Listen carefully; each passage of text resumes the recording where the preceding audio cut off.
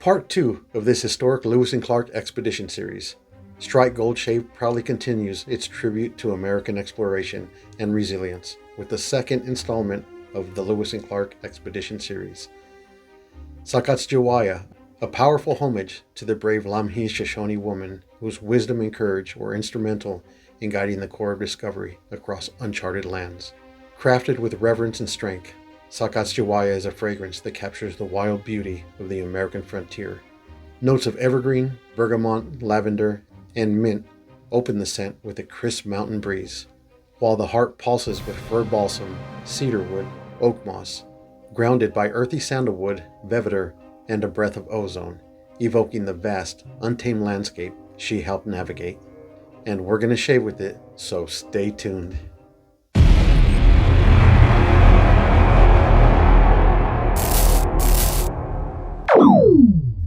Hello everyone, Nick here. Welcome to my channel and thank you so much for clicking on today's video.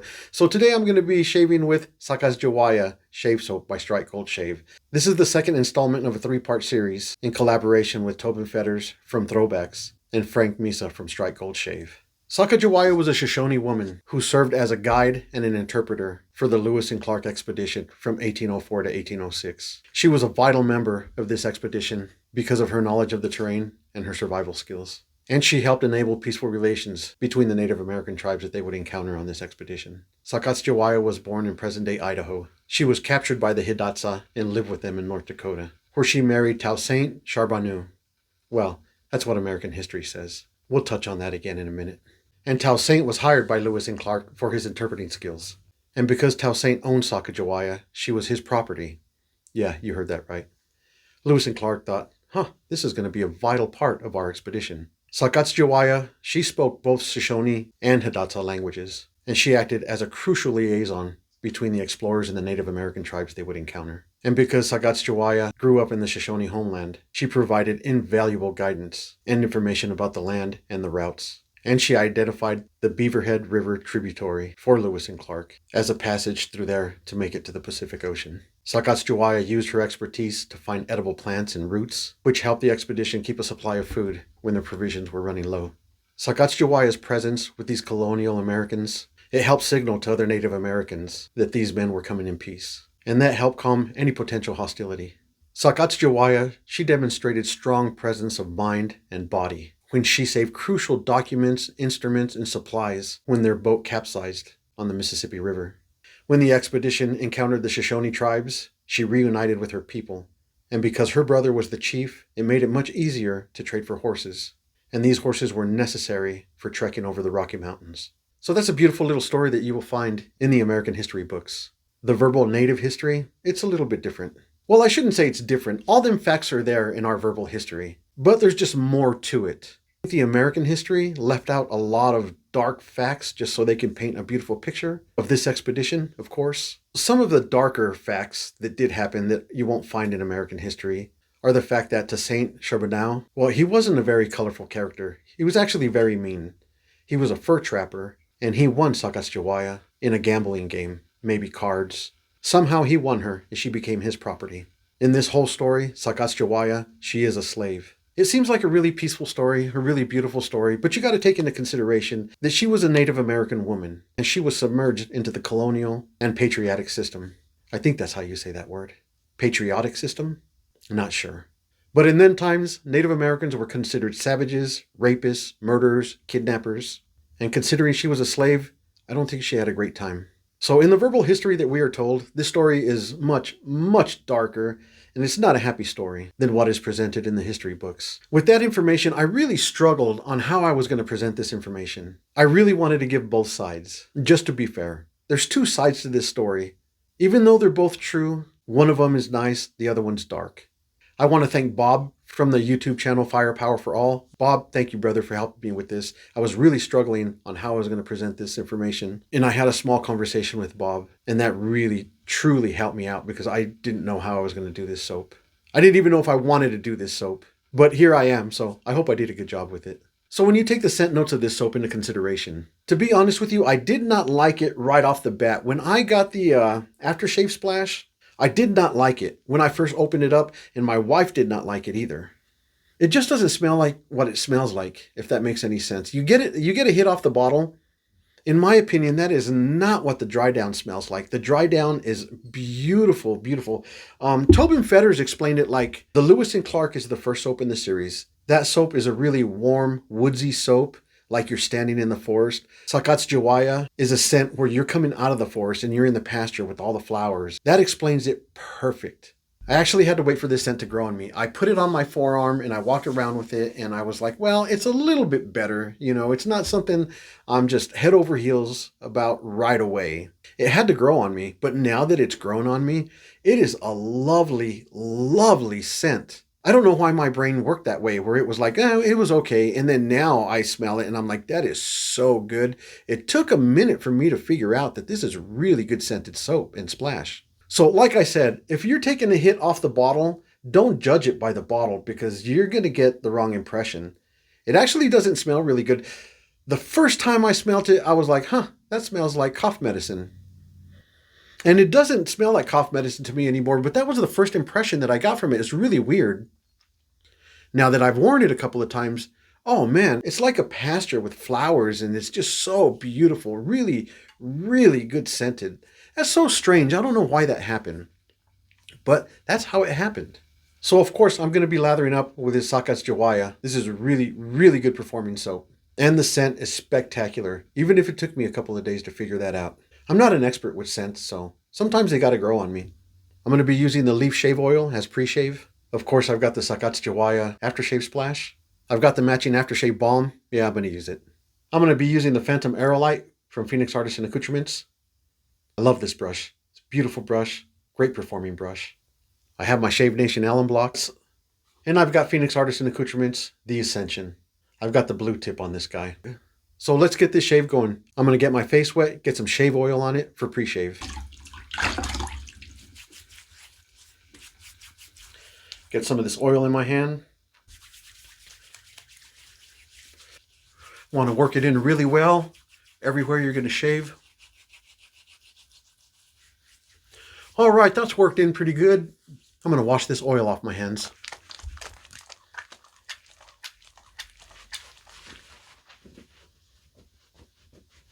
All right, let's get this razor loaded. I'm going to take this handle off. Get this buffer ring off of here. Separate the base plate and top cap.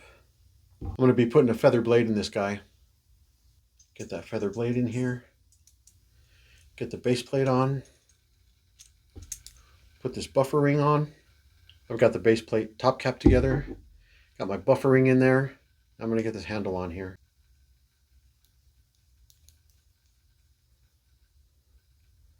I'm going to tighten it down all the way. I'm going to back it off about a quarter turn, half a turn. I'm going to snug it down. Not all the way snug down, but I'm going to snug it down pretty good.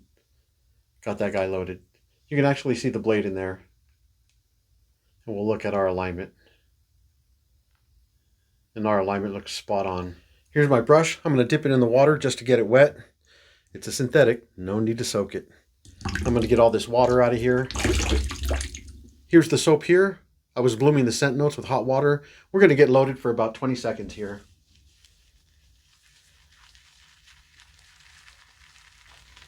All right, that's about 20 seconds. This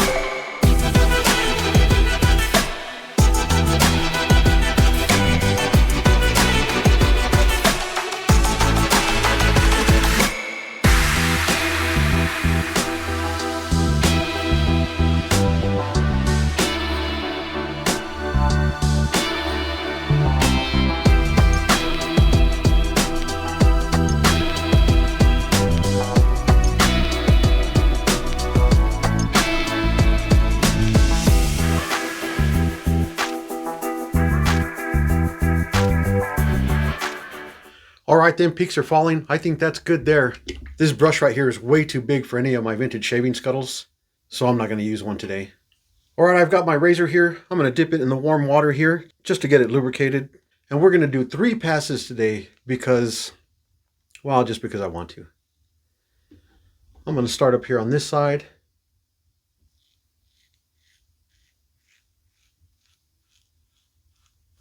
All right, we'll come back up here.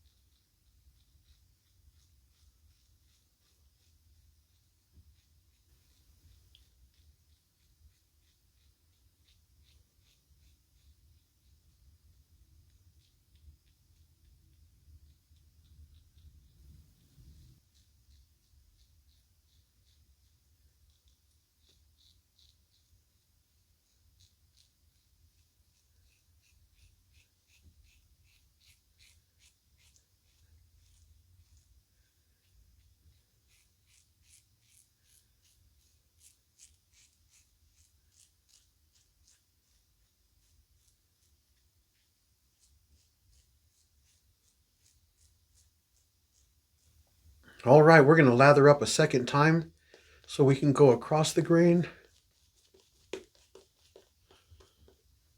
There is a lot of soap on this brush.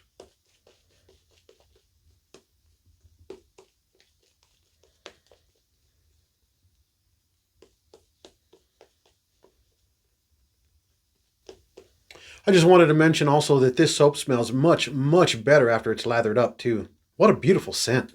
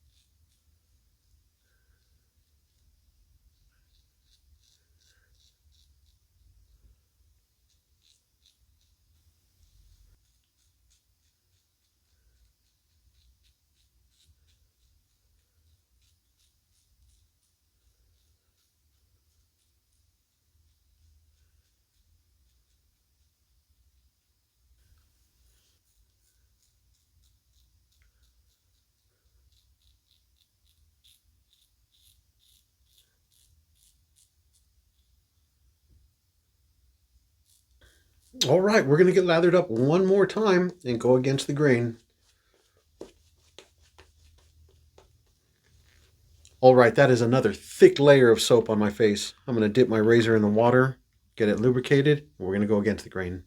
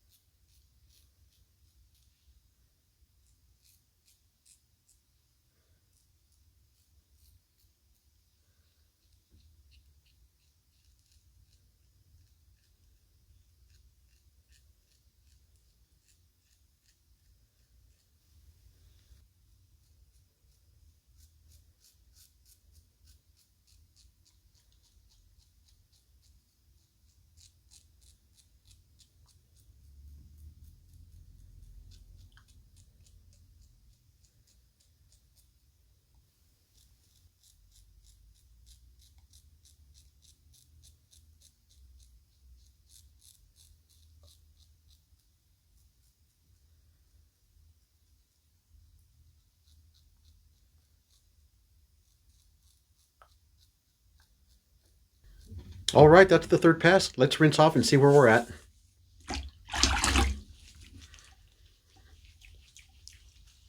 There is so much slickness on my face. That's wild. Really good shave there, guys. Feels like I got a little tiny bit right here and a little bit. Thought I felt some right here. I'm going to hit these areas real quick. Get some soap on here. Maybe right here.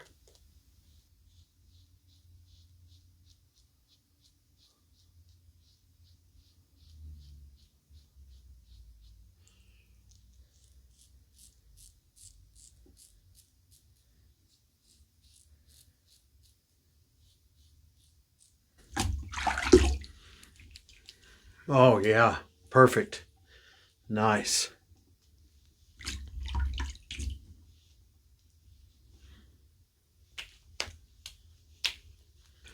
I'm going to get my Allen block in the water, get it on my face, and see what this shave tells us. I have absolutely nothing right here. Nothing there.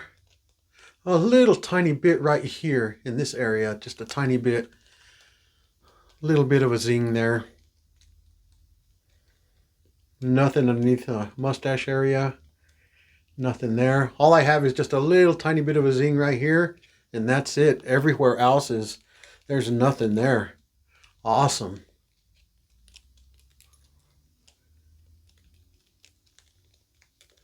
Cool. I'm going to leave that alum on my face for about 30 seconds, then I'll rinse it off.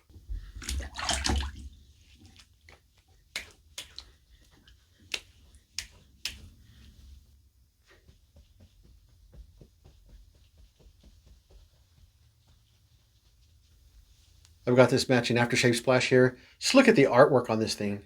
This thing is gorgeous. There's the Throwbacks logo here. It's got the ingredients. Oh man, this thing is so nice. They really put a lot of thought into this. Beautiful. It's beautiful. It's already shaken up, so I'm just going to get it on my hand, get it on my face.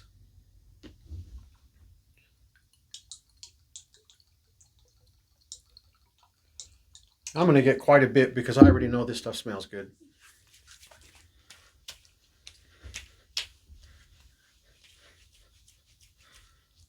What a great shave.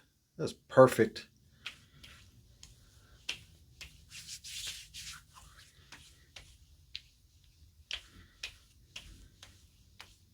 So this scent is very interesting right off the bat from the get-go. It's very interesting. If you're not too sure about this scent, just give it about 15-20 minutes. The dry down is beautiful with this stuff. Some people will get a woody floral scent. That's what I get. Some people will get a leathery scent. I don't get the leather. I do get the evergreen and the cedarwood. I do get that in there. I don't get any of the mint at all. And way deep in the background, I do get that lavender, but it's very, very faint. You actually have to look for it. And as far as the crisp mountain breeze, I don't know. Maybe it's there. I live in the mountains, so sure. Either way, I can already tell the dry down right now is smelling super, super good. It's not very attractive when you first put it on, but give it some time to dry down and oh, this thing is gorgeous, man. It's a beautiful scent. Some people will say that this scent is unisex, and I would agree with that. There's nothing wrong with a guy smelling like this. This smells really, really good. And for a woman, this is very spot on for you also. But for a man, it is just a good, beautiful scent. So I got the Sacajawea aftershave balm. I'm going to put some of this guy on. I'm just going to get a little bit on because you don't need much. That's what I have in my hand there. Just going to work it in my hand here. Get it on my face. That does not smell like the soap or the splash. It smells like it's got some of the scents in it, but the balms are usually a little bit different anyway. But considering the Strike Gold Shave, their products, and how the aftershave splash makes you feel, I'm super excited to see what this balm is going to do to my face. Well, guys, that's my take on the Sacajawea Shave Soap by Strike Gold Shave and Tobin Feathers. Yeah, this is an awesome experience here, shaving with this product. This is such a good product. It smells so good. Unfortunately, this 3-part series was a limited release. This is no longer available at strikegoldshave.com. But these soaps are made with Frank's current base right now. So go out there to strikegoldshave.com and buy any of his soaps.